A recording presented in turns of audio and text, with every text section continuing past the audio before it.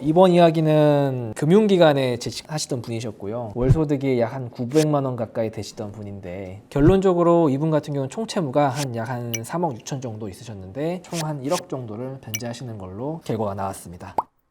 얼마 전에 이제 1월 13일에 개시 결정을 받으셨고요. 신청 이후에 보정 공고가 한 4번 정도 이어지면서 저희가 자료 내고 정리하고 또 이제 의견서 내고 설명하는 그런 과정이 반복됐습니다. 시간이 조금 걸렸지만 끝까지 정리해가지고 저희가 마무리 지은 사건이고요. 약간 전국적으로 이런 경향이 좀 있는데, 저희가 신청서를 접수를 하고 금지 명령은 바로 받았어요. 바로 받았는데 첫 보정 공고를 받기까지 상당한 시간이 좀 오래 걸렸습니다. 6개월이 좀 넘은 것 같은데, 지금 이제 회생법원 사건이 너무 많다 보니까 약간 이게 딜레이 되는 경향이 있어요. 다만 저희가 이제 보정 공고가 딱 나온 이후부터 개시 결정까지는 빠르게 진행이 됐습니다. 3번에서 4번 정도의 보정 공고가 송달이 됐고, 거기에 대해 저희가 바로바로 부정서 제출하면서 적극적으로 대응해가지고 실질적인 절차 소요에 걸린 시간은 한 3에서 4개월 정도라고 보시면 될 것 같아요. 제일 중요한 거, 저희가 어떻게 이분을 성공을 시켰냐, 이걸 봐야 될 건데, 이 사건 같은 경우는 쟁점은 한 가지였어요. 그 쟁점에 대해서 법원을 설득하는 게 조금 힘들었습니다. 보시면은 고소득자에 해당이 되시는 분이고, 장모님하고 장인어른이 다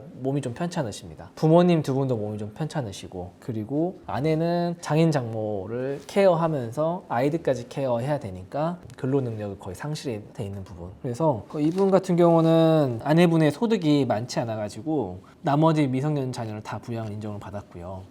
부양가족이 지금 사실상 장모나 장인 어른 같은 경우는 잘 인정을 못 받거든요. 부모님들 인정받기도 쉽지는 않습니다. 볼 때 이제 부모님들이 가지고 계시는 재산이라든지 소득, 그리고 좀 나이가 많으시다 그러면은 사회보장 급여를 받으시는지, 이런 것들 종합적으로 봐서 이 사람이 꼭 부양이 필요하다라는 걸 인정을 받아야 됩니다. 그 필요성을 인정받기 위해서 법원에 서류를 제출한다거나 아니면 저희 의견서 같은 경우, 채무자 쪽에서는 진술서 같은 거를 주셔야 되는데, 단순히 장인 장모 부모님이 고령의 연로자이시다 라고 하는 것만으로는 안 되고요. 고령이어서 근로 능력이 없다, 아니면은 나이가 많지는 않지만 어떠한 사유로 근로 능력을 상실한 것으로 추정이 된다, 이런 식으로 주장을 해야 됩니다. 그리고 거기에 더해가지고 실제 부양을 하고 있어야 돼요. 그 사람을 부양을 함으로써 생계비가 지출되고 있어야 됩니다. 이거를 입증하는 게 좀 어려운데, 이분 같은 경우는 다 어려웠어요. 근로 능력이 없다는 것도 좀 어려웠고, 보니까 이분들한테 사회보장 급여가 좀 지급이 됐을까 해서. 그리고 약간 좀 어려웠던 게, 장인 장모님이 채무자의 신용카드를 사용을 했습니다. 신용카드를 사용하다 보니까 이 부분이 좀 잘 입증이 안 됐어요. 그 부분도 이제 신용카드 거래 내역을 제가 다 분석을 해가지고, 이거는 장모님이 뭘 사신 거다, 뭘 위한 걸로 하셨고, 거기에 대해서 뭐 제출했다, 이런 것들 다 이제 입증을 해가지고 보정공고가 딱 나왔는데, 이거 우리가 여기에 대해서 우리가 보정서를 제출하고, 생각을 해봤는데 이걸 더 주장하면 좋을 것 같아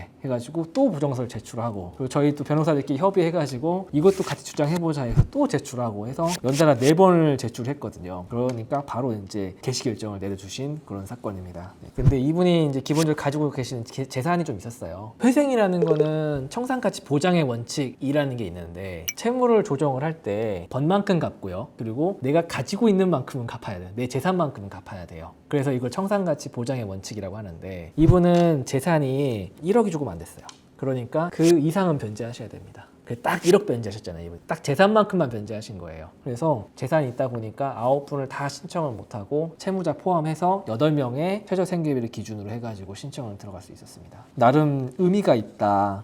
가족 구성원 대부분을 다 이제 부양 가족으로 넣었잖아요. 잘 진행돼가지고 채무가 한 3억 6천 정도 있으신데, 여기서 탕감률이 한 71% 정도, 36개월 동안 총 한 1억 정도를 변제하시는 걸로 결과가 나왔습니다. 저희 의뢰인이 딱 요청 드렸던 결과 그대로 나온 사건입니다. 이분 같은 경우는 사건 진행하면서 느낀 건데, 주로 가족을 부양하다가 발생된 채무입니다. 그리고 부모님이나 장모님에 대한 치료비들, 이런 것들까지 다 감안했을 때 아무리 돈을 많이 벌어도 채무가 발생할 수밖에 없거든요. 그래서 저는 이분을 보면서 진짜 이 채무자 회생 제도가 이분을 위해 마련된 거 아닌가 싶을 정도로, 이 사건은 무조건 성공시켜야 된다, 우리 의뢰인은 무조건 채무 조정해서 꼭 잘 살 수 있도록 만들어야 되겠다, 그런 다짐을 하는 상담기였던 것 같습니다. 다행히 저희가 잘 성공할 수 있어가지고 큰 보람을 느꼈던 사건이에요.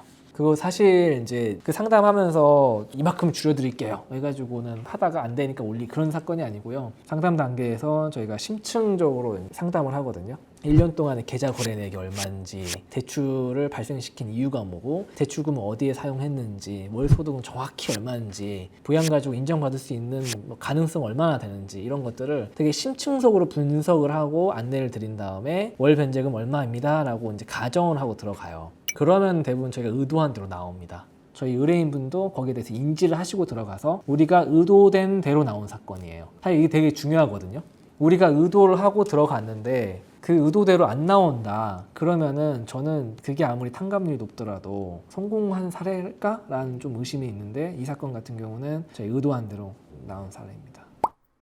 이분 같은 경우는 사실 되게 오랜 기간 동안 많은 부양가족을 부양을 하면서 되게 지쳐 있었던 분이시거든요. 아마 또 이분도 금융기관에 계셨으니까 되게 주저주저 했을 것 같아요. 회생을 할까 말까. 그러다 결국 회생을 하셨고 좋은 결과가 있었잖아요. 그런 점을 봤을 때 용기를 가지시고 회생이라는 제도를 생각해 보시는 것도 괜찮을 것 같습니다.